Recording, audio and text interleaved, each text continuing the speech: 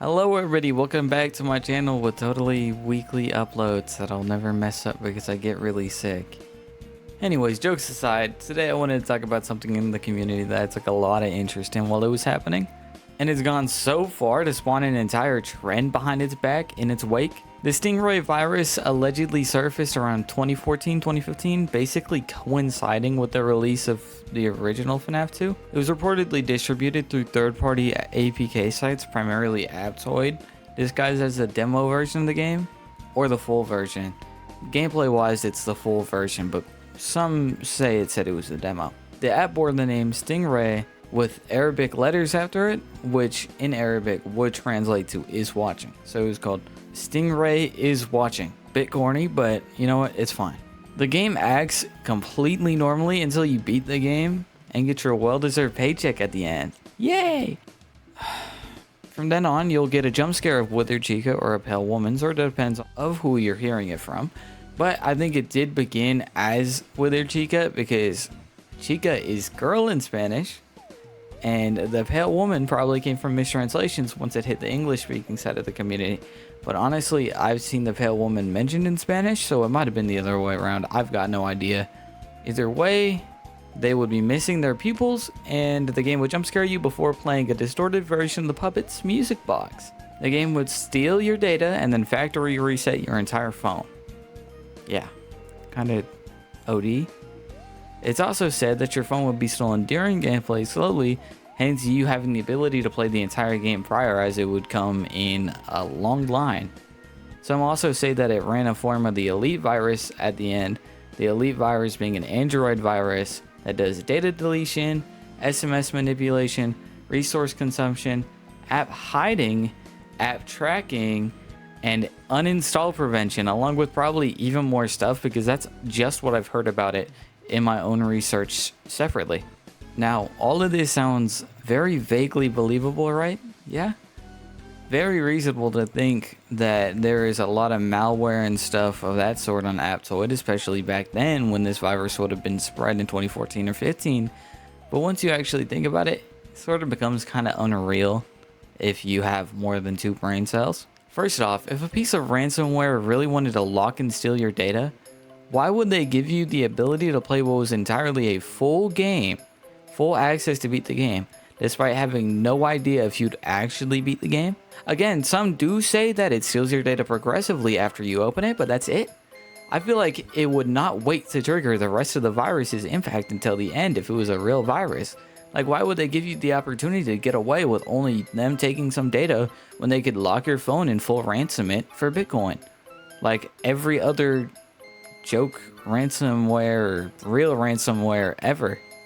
I feel like they would profit more if they just baited you into downloading the game, which you would do either way, and then once you open, they just snap on you. Plus, it'd be easier to develop too. Also, for this virus to work in the way it does, it would have to be a full recreation of FNAF 2 Mobile, which would take ages, especially for a virus to be put in at the end, which it was said to launch shortly after, or basically coincide the launch of FNAF 2. So how would it have that fast of an impact? Or rather, it could be a mod for the original that had the virus and had the jump scare. Now this is even more unbelievable to me, because for one, it's a mobile click team game, and for two, FNAF 2, especially on mobile, was closed source. There was no open source code. It would basically be a nightmare to mod the original, let alone the shitty mobile ports that they put out. And then this guy would have to find a way to import new assets, a new jump scare, an entire virus script, considering it was most likely Elite if it was to be real. Yeah, no, not happening. That just will not happen. And even further to disprove the existence of Stingray, and big credit to Gavin Gone for this part, because without his video I probably wouldn't be making this one, as a lot of what I'm about to say here, and what makes me confident enough to say it's definitely a hoax, even though I already thought it was, is here at the end.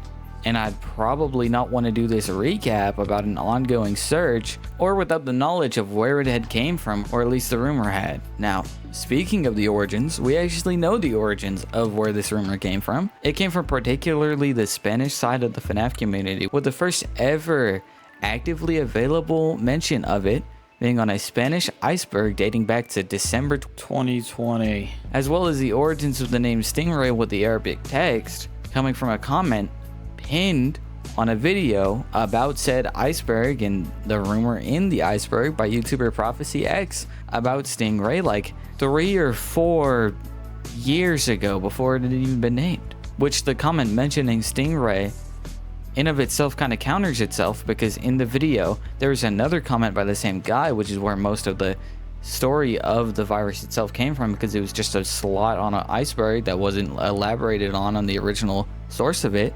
But anyways, in the comment left on Prophecy X's video about the slot on the iceberg and everything like that, that second comment says that they have a screenshot.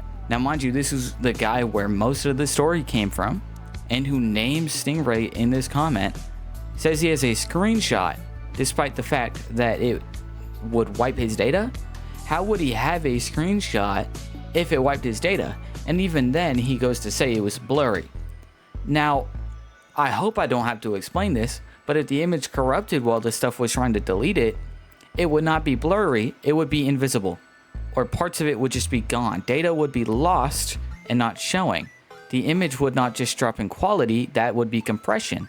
And they're definitely not going to compress everything until it doesn't exist, because you can't just do that, or at least not in the way they say it would be. So how would he have a screenshot that he would even be able to recreate? It doesn't make sense. They also say that the virus was from 2014 in the comment where they named it Stingray, despite the fact that in the original comment that they were commenting on this video about, they said it was from 2015. Very weird inconsistencies, considering they found it, made the story, named it, did all of this stuff to elaborate on it. But they can't even get the year right, even right after seeing their original comment?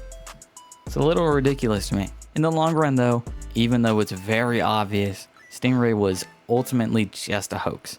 And one of the craziest to ever hit the community, because oh my god, nobody was definite on it being a hoax for like 4 years. It's kind of crazy actually. But yeah, it was created as a fake story for an iceberg, ultimately to pad it up, and started slowly building throughout the community in tiny little bits until boom, it exploded into this mass hysteria that eventually spawned this crazy trend we know of as the FNAF ransomware, which at this point is like a trope to most FNAF fan media. It's kind of lost its weight to me. But anyways, as far as I'm concerned, if there's been any further developments I missed, I apologize. But that is it for the original story. Now, I want to get to the question I've been asking myself for months now since this was all found out, and we had the 100% confirmation it was most certainly a hoax. Why did people believe it despite it being so obviously fake from the beginning? Well, I think I have a few ideas on this. For starters, no big secret, but most of the community is children. And children do not have much knowledge on viruses from 10 years ago. Obviously, because they are 10 years old. But on top of that, it is a pretty interesting story and pretty believable to think there was a virus on Aptoid or apps like that, websites like that, more rather, because there was for so many games, so much pirated content on those third-party sites for APKs because it was so unmoderated. And a lot of people would put viruses so they could extract money. Like it said, this one probably was, and that's what we know the Elite virus from, mostly at least. I'm not quite sure on most of its origins. But it's very similar to stuff like Transformers, Angry Birds, or whatever it was with the Elite. And it works for the time period. Especially on top of that, with a lot of the deeper information being spread through TikTok and Reddit and all of that sort of content, and you know, stuff gets lost in translation very easily, like the Pale Woman or the Wither Jika debate. If this was such a definite piece of lost media, I think we would know which is the proper one. Which I think if you tracked it down, you probably would know which one would be the accurate one. Which I think if you tracked it down, you probably would know which is the proper, true one that it started with, but it doesn't really matter. So yeah, it's not a very outlandish story like a lot of hoaxes and stuff is. Like how the majority of FNAF hoaxes are like random character that's supposed to be an Easter egg, and boom, they're just not real. And they're found out within hours to days. It also, along with the trend it started in its wake, kind of taps in on that mysterious unknown aspect of the original Five Nights at Freddy's games. Back in the day, around 10 years ago, we didn't know everything about these games. We hadn't dug them for lore, and we haven't dug through their assets or their game files or their code or anything. We had no idea what anything was. It was very mysterious, and it created a landscape with a lot of this stuff. So having an unknown piece of lost media about this era and with everything going on in it, yeah, it's going to bring back notions of that same type of vibe, because it's going to elicit the same feelings, because it's the same thing. You don't know everything. You're mysterious. It's something you're scared of. Both two factors. And of course, lost media. It was considered lost media. Lost media is something that me and many others are really interested in, and the searches for it are really good and really helpful in most cases. There's some holes. So having that as a header, as a bit of icing on the cake, yeah, that's destined to at least be somewhat believable for a little while. I mean, lost media itself is no stranger to big hoaxes, and definitely neither is FNAF. I mean, I was just ragging on some earlier. So I really don't think it's very unbelievable that something like this would be believed for a while, especially by mostly children to younger teenagers. To be honest, it fits in very well. Anyways, that's about all I've got on the matter. If there's anything else you guys would want me to talk about or anything, please leave a like and let me know in the comments. I've been Junie. Thank you for your time. Have a good night. Oh, and follow my Twitter, same as my YouTube. Bye!